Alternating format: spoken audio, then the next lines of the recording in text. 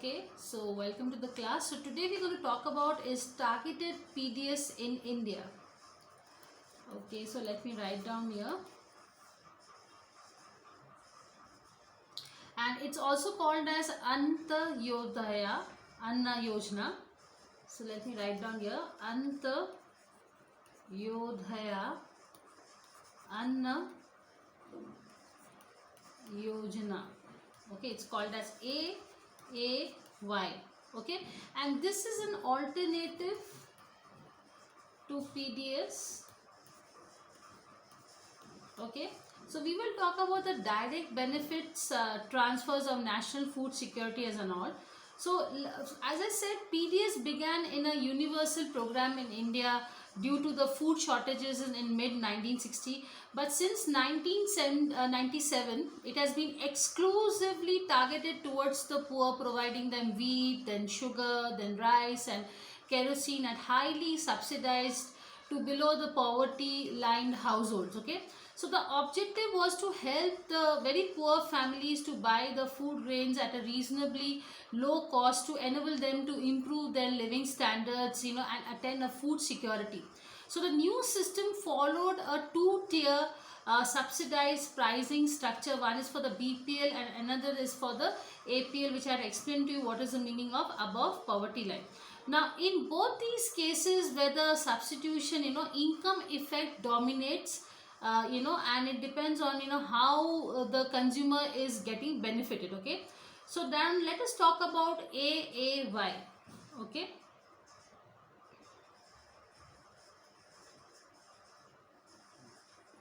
Okay, so we'll talk about AAY.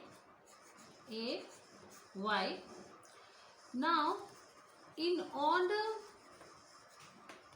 to make targeted PDS more effective, okay, government had launched the Antyodaya Anna Yojana in December 2000. Okay, now there is an objective of the scheme was to identify the poorest households among the BPL category and to provide them, each of them, with the following. So what is it? So first basically we have to identify the poorest households among the BPL category. Okay, and we have to provide them each of the following. So let us see what we need to provide.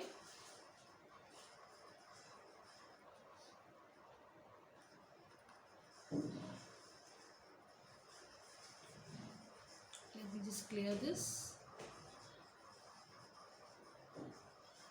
Okay, so the first one is total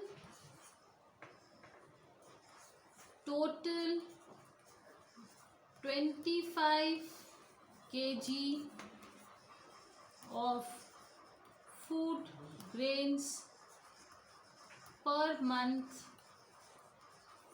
at fixed price of rupees 2 per kg for wheat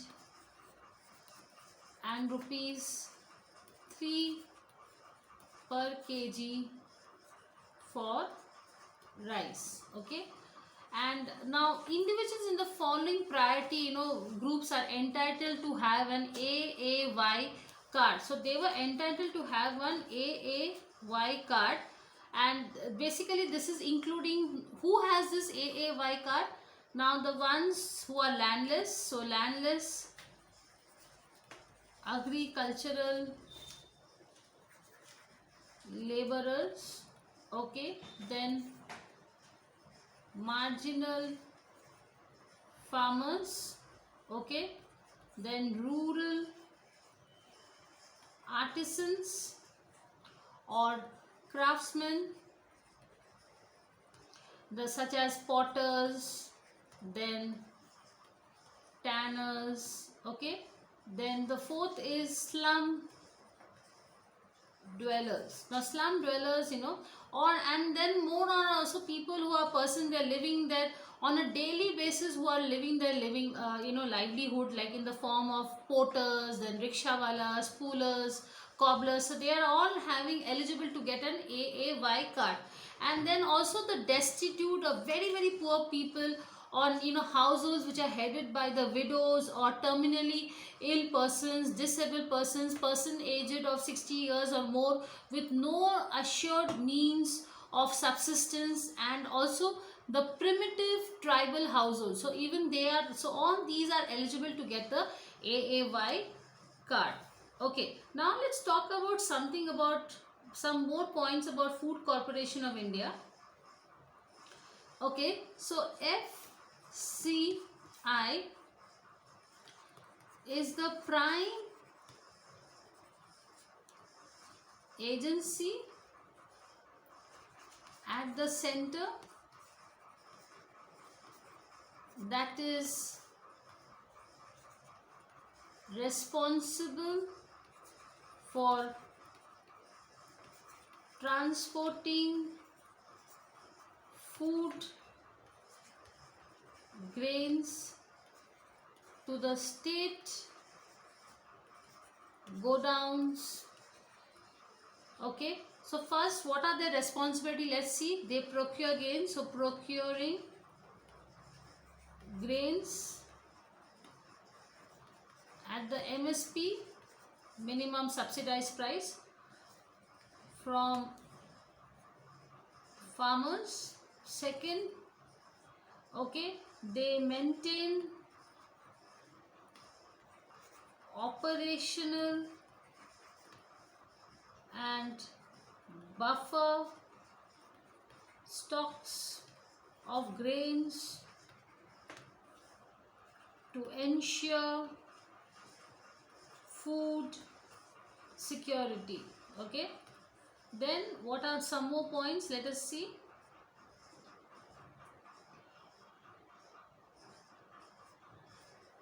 Okay, so the third point is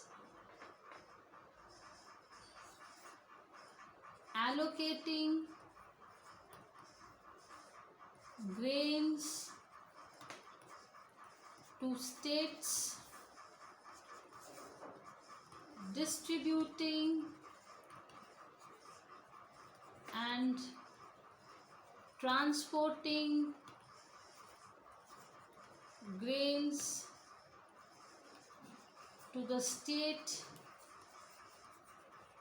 depots. Then fifth, selling the grains to states at the central issue price, okay, which is eventually passed on to the beneficiaries. Okay, so basically now how to strengthen this public distribution system was the main problem of India. So that is why they did it. So how to strengthen? So how to strengthen PDS? So the first one was by getting Aadhaar based enrollment, and the second one was use of e-technology and ICT.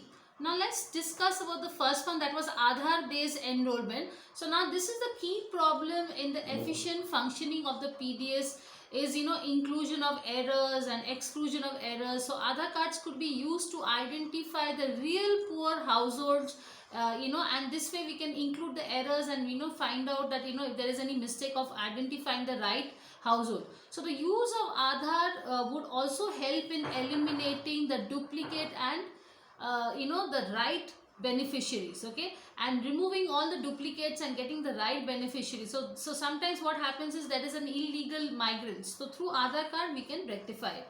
The next one is use of e-technology, that is called as ICT. Now, technology-based reforms would help in reducing the leakages in the society, and the current system of natural or manual recording will get a lot of corruption. Okay, so and there's a lot of tampering happening also at the time of manual system.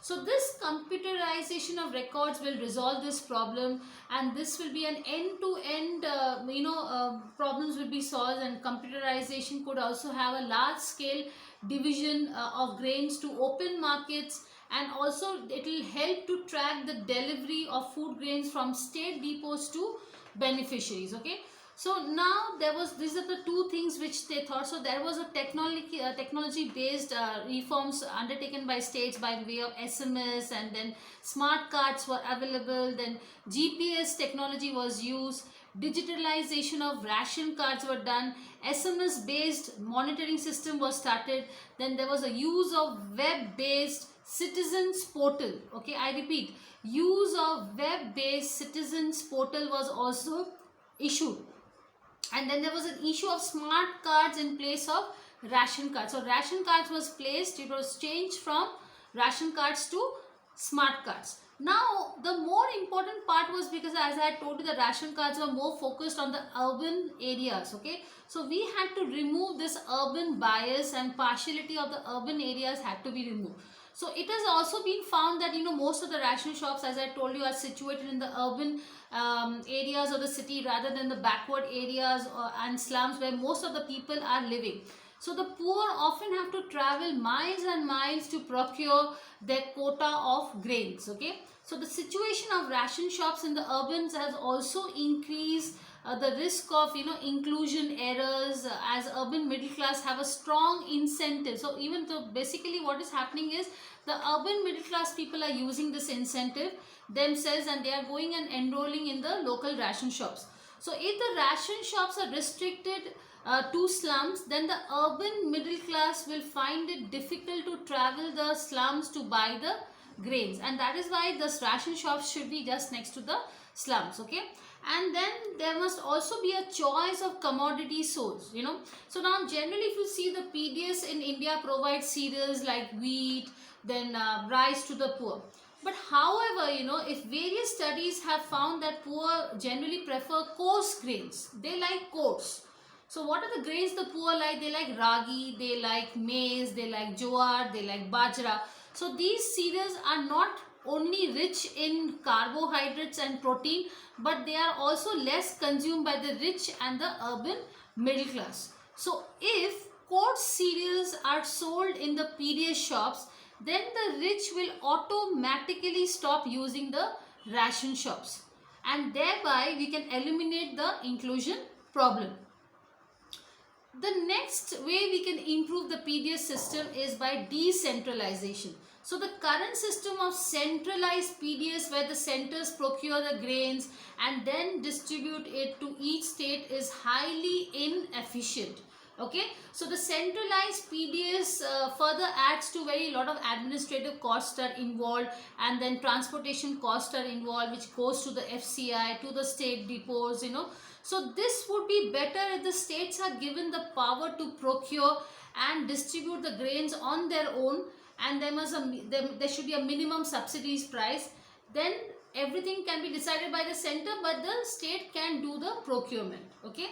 And yes, also one more important thing is, there must be a universal PDS. So under the universal PDS, the grains are provided to every household of the state, irrespective of the income level. So you have to classify or to divide the incomes. Okay, so it also, this way it will also reduce the cost of running the scheme, and it will reduce the administrative cost, and this way we can identify the poor, and the cost of monitoring the scheme also can be done. The next thing we can introduce is something called as food coupons. Okay, so food coupons are another alternative to PDS. Okay, so beneficiaries here are provided with food coupons which are equivalent to money. So the food coupons are used to buy grains from local markets and grocery stores. Okay, so retailers or grocery shop owners take these coupons to the local bank and are reimbursed with money. Now, according to the economic survey of 2009 and 10 reports, such a system will reduce the administrative cost. Okay, and real people will only come here to buy the food coupons. So food coupons also decrease the scope of corruption, since the store owner gets the same price from all the buyers and has no incentive to turn the poor buyers away. So there is a lot of transparency. And moreover, BPL customers have more choice. They can avoid stores that try to sell them poor quality grain. So here they can go with these food coupons and they have lot of choices, so they can make up their choices and they can see which shops offer them good quality grains. And yes, then there is one more thing called as the direct benefit transfer. So that is called as DBT. Now DBT, what is that? See, it provides for cash transfers to the poor. So under the DBT, beneficiaries will be given money by the government in their respective bank accounts. Now this can be used, but from getting the grains from the open markets. Okay, so under the DBT system, the government will provide money directly to the target groups, mainly usually the poor households. Okay, and the government will identify these poor houses and which becomes very easy under the DBT system. And because why, I'll tell you, because the bank accounts are linked with Aadhaar and can be easily monitored. So some of the potential advantages of the program includes, the first thing is it reduces administrative cost. Second, there's a huge expansion choice for the beneficiaries, so they can now have lot of options. Third is there is a competitive pricing. So competition is there among the grocery stores. Okay, so let me give you some vital points here.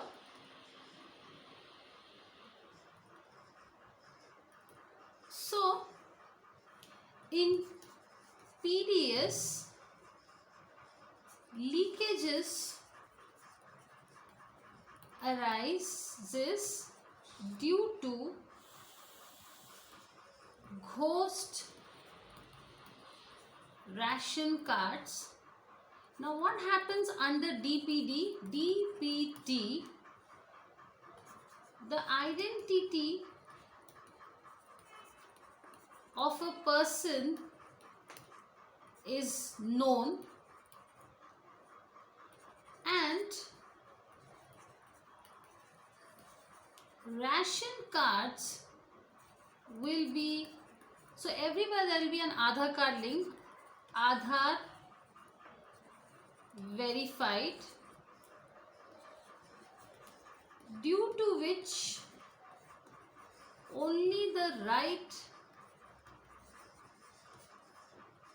beneficiaries will get the subsidy. Okay, some more importance of DBT.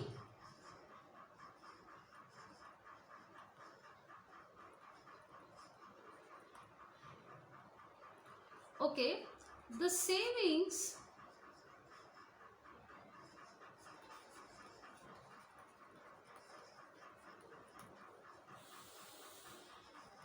from DBT on food subsidy is expected. So these are the key notes which you have to remember. Is expected to be much larger than that for LPG. Now according to budget estimates, India's food subsidies for the 2015-16 will be, now this is very important note, will be rupees 1.24 trillion. So if government manages to save 40% of the subsidy, it's a direct calculation, it will be around 50,000 crore annually. Okay, now this saved money could be invested by government in infrastructure, health, education, where social returns will be much higher. So usually these PDS grains are of inferior quality, but DBT would ensure that the poor families will buy good quality grain from the open market. So this would certainly improve the nutritional outcome for the people, and it will be a step towards equality. Now currently more than 40% of the food grains in PDS are diverted to open markets, and now this high diversion of PDS items, then there is a spoilage, then transportation cost, then administration cost, and this all can be avoided under the DBT system. So providing subsidies directly to the poor would both bypass the brokers, as well as it will reduce the waste and holding cost of storing grains in government areas or food grain shops or warehouses. Okay, and cash transfers will also be reduced by curbing the expenditure. The expenditures will be reduced and corruption will also stop, higher cost will also come down, and transferring food can be done rather than cash. So cash distribution will become less and there will be more of transfer of food. Okay, now DBT system respects the the autonomous, that it will directly go to the beneficiary, nowhere else. Okay, so person has choice in terms of spending the money in according with his priorities and cultural preferences. Okay, so DBT will ensure that there will be no inefficiency and corruption will completely become zero. Okay, and this way the government will be getting 100% results. Okay, but there are some issues with DBT. So the first issue is that the cash transfers may expose to price fluctuations sometimes. So that is why they have to always be adjusted with the inflation rate. Okay, second, it since this cash transfer includes the transfer of money directly to the beneficiary, poor, so many poor are there who do not have any bank accounts, or or they don't have any accounts in post office. So this will reduce their ineffectiveness. And it is also possible for people to spend cash transfers more. So whatever money the government is given, they will spend less in nutritious food, and they will spend the money on non-food items. So that is also one big problem. So basically the government has to pressurize that this money is only used for buying food. But what happens is, if they transfer this money for non-buying food, then there will be only very little money kept for buying the food. Okay, so that is very, very important. But yes, the benefit, if you see, DBT has a lot of benefit compared to the PDS system. Okay, but yes, in PDS also that has some benefits. But yes, as I told you, that PDS, the quantity is less, it is inferior, there is a lot of leakages, then there is adulteration, and the system is long and very high administrative cost. Okay, but here what is happening is monetary is provided, but sometimes these poor people will use alcohol also, or lotteries, then they have to always be measured with the help of inflation, because prices keep on increasing, so the cash transfers will also be varying. Okay, and the poor state will also have difficult to implement it, because if they don't have bank accounts. So these are the demerits of DBT system. Okay, now let us talk about National Food Security Act.